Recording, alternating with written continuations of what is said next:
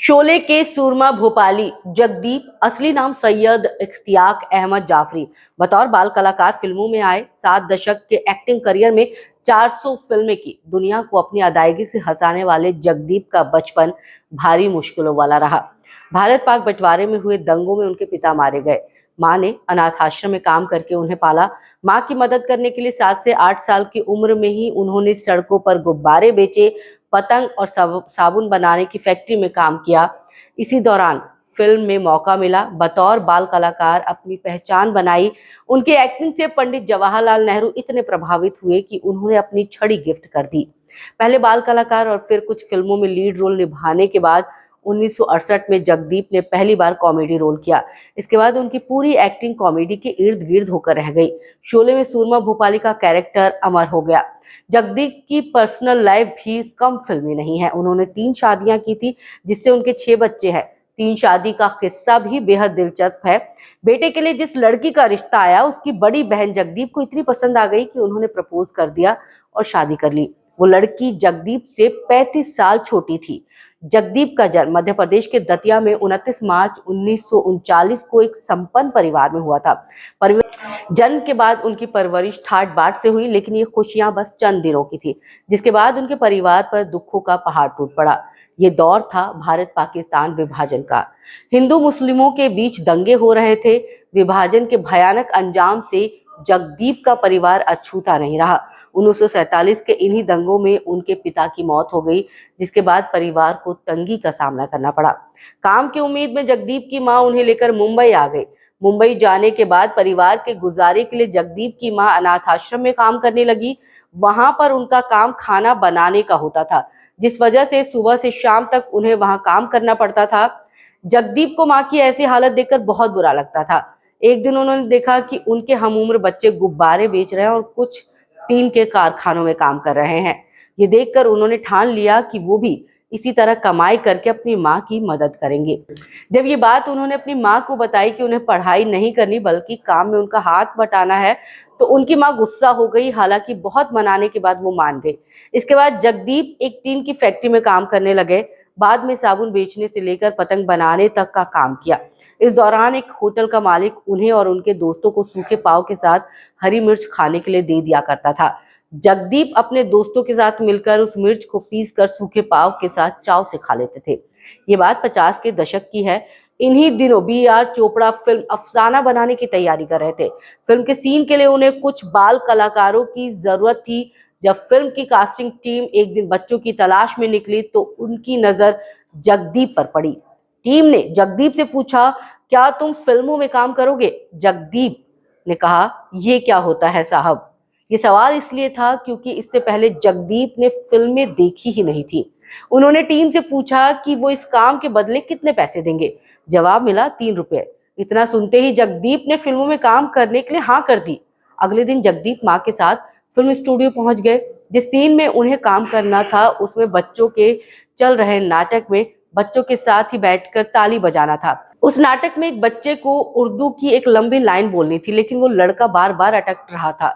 इसे देखकर जगदीप ने बगल में बैठे लड़के से पूछा, अगर ये मैं कर दूं तो इस काम के कितने पैसे मिलेंगे? लड़के ने बताया कि बहुत पैसे मिलेंगे। पैसों की जरूरत की वजह से उन्होंने जाकर वो लाइन बोल दी। उर्दू अच्छी थी, इसलिए उन्होंने एक टेक में ही पूरी लाइन बोल दी। इस काम के लिए उन्हें 6 रुपए मिले थे।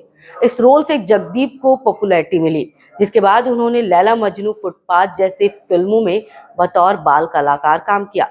फिल्म फुटपाथ में उन्होंने जगदीप नाम का किरदार निभाया था, जिसके बाद से उनका नाम सैयद इख्तियाक अहमद जाफरी से जगदीप हो गया। उनके जगदीप वाले रोल को दर्शकों ने बहुत पसंद किया। जगदीप ने फिल्म धोबी डॉक्टर से किशोर कुमार के बचपन का रोल किया था। इस फिल्म में उन्हें रोने का सीन करना था। इस सीन में जगदीप की परफॉर्मेंस इतनी कमाल थी कि डायरेक्टर विमल रॉय उनके काम के मुरीद हो गए। उन्होंने अपने सेक्रेटरी से कहा कि वो जगदीप को मिलने बुला ले। दोनों की मुलाकात हुई, जिसके बाद विमल रॉय ने उन्हें फिल्म 2 बीघा जमीन में एक रोल ऑफर किया। इसके बाद दोनों ने साथ में कुछ और फिल्में की। जगदीप ने मुन्ना, अब दिल्ली दूर नहीं, हम पंछी एक डाल के जैसी फिल्मों में बाल कलाकार के तौर पर काम किया, जिसे दर्शकों ने बहुत पसंद किया। इन सभी फिल्मों को तत्कालीन प्रधानमंत्री पंडित जवाहरलाल नेहरू ने भी देखा था और फिल्म में काम कर चुके सभी चाइल्ड आर्टिस्ट को नाश्ते पर बुलाया। पंडित नेहरू ने बच्चों को नाश्ते के साथ गुलदस्ता भी दिया, लेकिन जब जगदीप का नंबर आया तो गुलदस्ता खत्म हो गया। इस पर प्रधानमंत्री ने उनसे कहा कि जगदीप, फिल्मों में तुम्हारी एक्टिंग शानदार थी, मुझे बहुत पसंद आई। फिलहाल तो गुलदस्ता खत्म हो गया है, लेकिन मैं चाहता हूं कि तुम मेरी छड़ी उस सम्मान के तौर पर रखो। प्रधानमंत्री की दी हुई छड़ी को जगदीप ने ताउम्र संभाल कर रखा। एक बार डायरेक्टर के आसिफ ने जगदीप को फिल्म ऑफर की।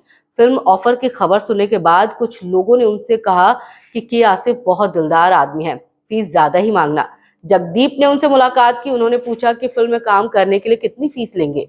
जगदीप ने जवाब दिया 2500 रुपए। इस पर आसिफ बोले, तुम्हें अपनी सही कीमत नहीं पता है, इस रोल के लिए तुम्हें मैं 3500 रुपए दूंगा। इसके बाद के आसिफ ने उन्हें 500 रुपए देकर भेज दिया और कहा कि जब बाकी पैसों की जरूरत हो तो आकर मांग लेना। कुछ दिनों तक फिल्म की शूटिंग चली। इस दौरान जब भी उन्हें पैसे की जरूरत होती थी, वो के आसिफ के पास जाकर मांग लिया करते थे। उनकी इस हरकत से आसिफ का नौकर बहुत गुस्सा होता था। एक दिन उसने जगदीप को रोककर कहा कि तुम बार बार क्यों चले आते हो पैसे मांगने? क्या तुम्हें पता नहीं है कि फिल्म की बाकी शूटिंग अब कभी नहीं होगी? किसी वजह से उसे रोक दिया गया है। ये सुनकर जगदीप को बहुत बुरा लगा कि फिल्म बंद हो जाने के बावजूद कि आसिफ उनकी मदद करते रहे। इसके बाद उन्होंने फैसला किया कि वो दोबारा कभी भी पैसे मांगने नहीं जाएंगे। हालांकि एक दिन उन्हें कुछ पैसों की सख्त जरूरत थी। आखिरकार उन्हें मजबूरी में के आसिफ के पास जाना पड़ा, क्योंकि उन्हें पता था कि इस मुसीबत के समय में वही एक थे जो उनकी मदद कर सकते हैं। वो गए और के आसिफ ने उन्हें 50 रुपए दे दिए। फिर उनके नौकर ने जगदीप को टोका और कहा, तुम फिर आ गए? के आसिफ और उनकी पत्नी के पास यही 50 रुपए थे जो उन्होंने तुम्हें दे दिए। इस बात का पछतावा जगदीप को ताउम्र रहा। इस घटना को याद करते हुए वो अक्सर कहते थे कि के आसिफ जैसा महान और दिलदार डायरेक्टर ही मुगले आजम जैसी फिल्म बना सकता है। फिल्म शोले में जगदीप सुरमा भोपाली के रोल में दिखे थे। ये रोल इतना पसंद किया गया कि जगदीप को लोग सुरमा भोपाली के नाम से ही जानने लगे। वहीं उनको ये रोल मिलने का किस्सा भी बड़ा मजेदार है। दरअसल सुरमा भोपाली का किरदार भोपाल के फॉरेस्ट ऑफिसर नाहर सिंह पर आधारित था। भोपाल में अरसे तक रहे जावेद अख्तर ने नाहर सिंह के किस्से सुन रखे थे, इसलिए जब उन्होंने सलीम के साथ फिल्म शोले लिखना शुरू किया तो कॉमेडी के लिए नाहर सिंह से मिलता जुलता किरदार सुरमा भोपाली तैयार कर दिया। एक दिन जावेद अख्तर ने उन्हें फिल्म शोले की कहानी सुनाई। जगदीप को लगा कि दोस्ती की वजह से उन्हें काम मिलेगा, लेकिन ऐसा नहीं हुआ। फिल्म की लगभग पूरी शूटिंग हो गई, तब एक दिन अचानक उन्हें डायरेक्टर रमेश सिप्पी का फोन आया। उन्होंने जगदीप को फिल्म में सुरमा भोपाली का रोल ऑफर किया। इस पर जगदीप ने कहा कि फिल्म की शूटिंग तो पूरी हो चुकी है। तब सिप्पी ने कहा कि अभी कुछ सीन्स की शूटिंग बाकी है। इसके बाद उन्होंने सुरमा भोपाली का रोल निभाया, जो आज भी अमर है। शोले और सुरमा भोपाली का रोल दोनों ही हिट रहा। इस सक्सेस के बाद जगदीप ने इसी किरदार पर फिल्म सुरमा भोपाली बनाने के बारे में सोचा। उन्होंने ये फिल्म बनाई थी जो 1988 में रिलीज हुई।